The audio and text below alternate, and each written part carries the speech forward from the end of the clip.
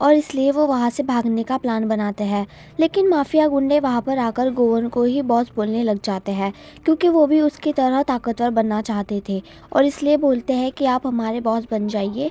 ये सब सुनते ही गोवन तो काफ़ी ज़्यादा खुश हो जाता है। और वहीं दूसरी तरफ हम उस मिस्टीरियस इंसान को देखते हैं जिसे उस खूनी ने रिमन बुक के साथ साथ दोही और गोवन की बातों वाली सारी रिकॉर्डिंग भी भेज दी होती है। और इससे अब उससे भी मालूम चल गया था कि गोवन एक डेविल है। खूनी ने भी अब अपना फेस बदल लिया होता है, यानी कि मास्क लगाता है। नेक्स्ट सीन में मैडम जो के कत्ल के इल्जाम में दोही को पकड़ कर ले जाते हैं और ये सब कुछ किसी और ने नहीं बल्कि नौसुख ने किया था।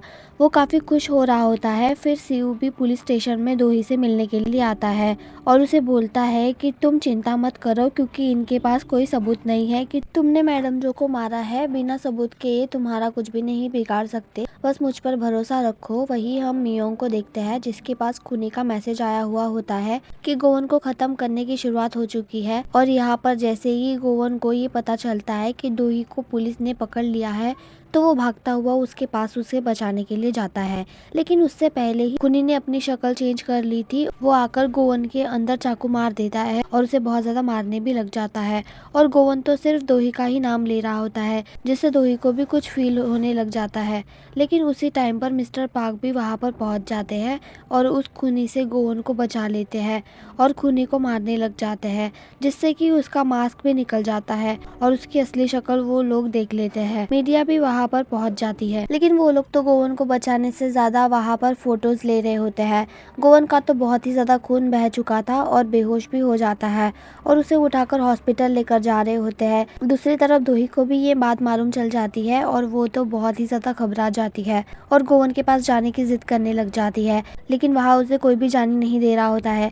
लेकिन जैसे ही सीयू वहाँ पर आता है तो वो उससे रिक्वेस्ट करती है, तो सीयू उसे अपने साथ ले जाता है। यहाँ पे सरी और मिस्टर पार्क गोवन को हॉस्पिटल लेकर आते हैं, जिसे देखकर सरी तो बहुत ही ज्यादा रोने लग जाती है और डॉक्टर भी बोलते हैं कि उसका बहुत ही ज्यादा खून बह चुका है और इसलिए उसका बचना अब बहुत ही ज्यादा मुश्किल है, यानी कि अब उसके पास ज्यादा से ज्यादा एक ही रात का वक्त बचा हुआ है।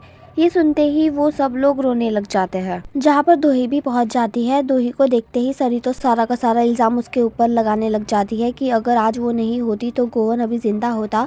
जहाँ पर मिस्टर पार्क उसे संभालते हुए बाहर लेकर जाते हैं। दोही फिर अंदर आ जाती है और गोवन को इस हालत में देखकर काफी ज्यादा उदास हो जाती है, जिसके बाद वो अपना हाथ गोवन के हाथ में रखते हुए उसे उसका टैटू टच करवाते हुए उसे चार्ज करने की कोशिश कर रही होती है।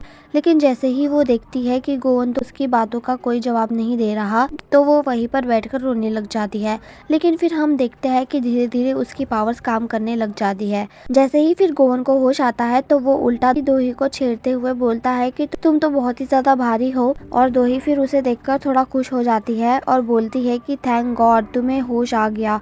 फिर जैसे ही वो डॉक्टर को बुलाने जा रही होती है तो गोवन उसे पकड़कर अपनी तरफ खींचते हुए बोलता है कि मुझे थोड़ा और चार्ज होना है। लेकिन सच बात तो ये थी कि दोही भी उससे दूर जाना नहीं चाहती थी। और जैसे ही सरी ये सब कुछ देखती है तो उसे बहुत ज्यादा गुस्सा आता है और वहाँ से गुस्से में जाने लग जाती है। सीयू भी ये देख रहा होता है, वो भी जेलस फील कर रहा होता है। वही दूसरी तरफ हम उस औरत को देखते हैं जो कि एक बार गोवन को पुलिस स्टेशन में मिली थी। वो औरत चांद को देखते हुए बोलती है कि आखिर उसने उसकी जान बचा ही ली, लेकिन वो नहीं जानती कि उसने बहुत सारी मुसीबतों को बुलावा दे दिया है। लेकिन वो औरत किस चीज़ की बात कर रही थी ये तो हमें आगे वीडियो में ही पता चलेगा। गोवन भी यहाँ पर सो रहा होता है तो उसे एक डरावना सपना दिखता है जिसमें हर तरफ आग ही आग थी और वो उस आग में जल रहा होता है, जिससे कि गोवन तो काफी डर जाता है और डर कर उठ जाता है। फिर मिस्टर पार्क भी वहीं पर होते हैं और उसे संभालने लग जाते हैं।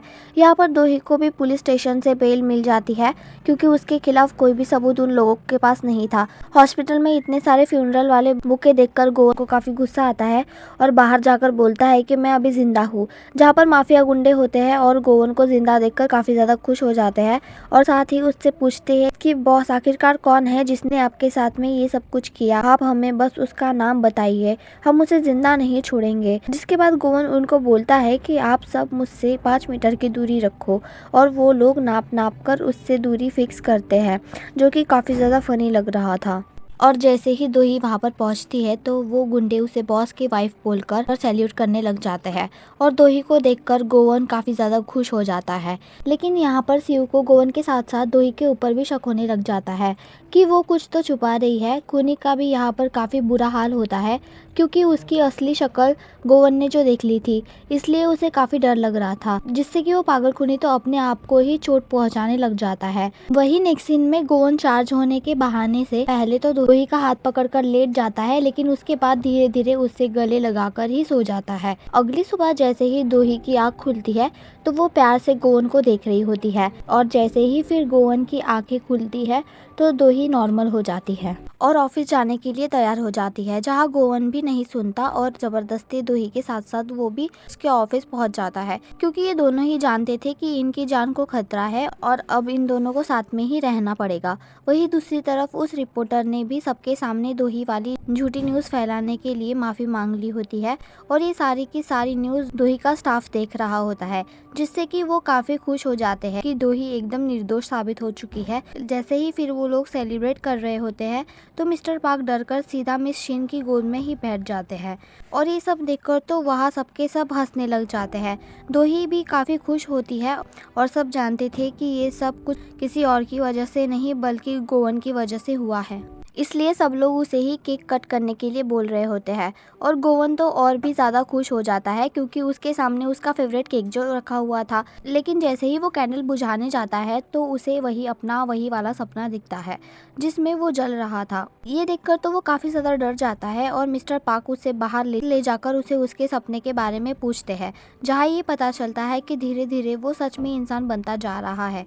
सरीम भी यहाँ पर दोही के ऑफिस में पहुँच चुकी थी और दोही को काफ़ी बुरा बोलते हुए कह रही होती है कि तुम गोवन का यूज कर रही हो और वो सिर्फ तुम्हारे ही चक्कर में अब वो एक डेविल से इंसान बन रहा है, उसकी पावर्स खत्म होती जा रही है। और जैसे ही वो बाहर आती है तो उसे गोवन दिखता है तो वो जाकर उससे सीधा गले लगा लेती है और ये देखकर तो पूरा ऑफिस स्टाफ शॉक हो जाता है। रात के टाइम गोवन और दोही साथ ही होते हैं, लेकिन दोही को नींद नहीं आ रही होती है और इसलिए वो बालकनी में जाकर काफ़ी इमोशनल हो जाती है और मैडम जो को आवाज़ दे रही होती है, जहाँ पर मैडम जो भी उसकी इमेजिनेशन में पहुँच जाती है और वो उनसे बोलती है कि मुझे समझ नहीं आ रहा मैं ये जो कुछ भी कर रही हूँ वो सही कर रही हूँ या नहीं। गोवन की तो इन सब में कुछ भी गलती नहीं थी और मेरे चक्कर में आज उसकी जान चली जाती। जहाँ पर मैडम जो भी उससे समझाते हुए बोलती है कि तुम जो भी कर रही हो ना वो सब कुछ ठीक है, जो तुम्हारा दिल कहता है ना बस वही करो, बाकी किसी की भी चिंता मत करो। उन दोनों के बीच में ऐसे ही काफ़ी इमोशनल बातें होने लग जाती है और वहाँ दोही को थोड़ा सा सुकून मिल जाता है। और नेक्स्ट सीन में जैसे ही गोवन सोकर उठता है तो उसके हार्ट में अभी भी पेन हो रहा होता है और जैसे ही वो दवाई लेता है तो दोही वहाँ पर पहुँच जाती है और उससे पूछती है कि तुम ठीक तो हो ना, और वहाँ गोवन अपनी स्माइल देते हुए बोलता है कि हाँ बिल्कुल ठीक हूँ। नेक्स्ट सीन में सब लोग ऑफिस में होते हैं जहाँ मियोंग भी होता है और गोवन से पूछता है कि अब तो तुम ठीक हो ना, सुना है कि तुम्हारे ऊपर हमला हुआ था, और बोलता है कि तुम अगर दोही से दूर रहोगे तो फिर तुम्हें चिंता करने की कोई भी ज़रूरत नहीं होगी क्योंकि दोही के पास जो भी रहता है वो जिंदा नहीं बच पाता। ये सुनते ही दोही को तो काफी गुस्सा आता है और गोवन का तो मन कर रहा था कि उसका मुंह ही तोड़ दे। लेकिन उसके बाद वो लोग मीटिंग में पहुंच जाते हैं जहां पर वोट होने वाले थे मेरे ग्रुप के प्रेसिडेंट के लिए। दोही और नोसुक के बीच में वोटिंग होने वाली थी, जहाँ दोही बोलती है कि मैं प्रेसिडेंट नहीं बनना चाहती और इस वजह से फिर सब लोग नोसुक को ही प्रेसिडेंट बना देते हैं, जिसे देखकर सब लोग काफी शॉक हो जाते हैं। लेकिन नोसुक तो काफी ज्यादा खुश हो रहा होता है। जिसके बाद गोवन उसे ऐसा करने का रीजन पूछता है तो दोही बोलती है कि सच तो ये है कि अब तुम मुझे प्रोटेक्ट नहीं कर पाओगे क्योंकि तुम्हारे ऊपर भी हमले हो चुके हैं और इसलिए मैं चाहती हूँ कि अब तुम भी मुझसे दूर रहो। और ये बोलकर वो वहाँ से जाने लग जाती है। तभी नोसुक और मियोंग ये दोनों के दोनों उनको ऊपर से देख रहे होते हैं और फिर एक दूसरे को भी देखते हैं और चले जाते हैं। यहाँ खूनी की हालत बहुत ज़्यादा खराब हो चुकी थी और उसे तो यही डर लग रहा था कि ये लोग मुझे अभी तक पकड़ने क्यों नहीं आए हैं। लेकिन तभी उसके पास एक मैसेज आता है जिसमें लिखा हुआ होता है कि उसकी पावर अभी काम नहीं कर रही है। अगली सीन में सीयू को दिखाया जाता है जो कि सिर्फ दोही के बारे में ही सोच रहा होता है।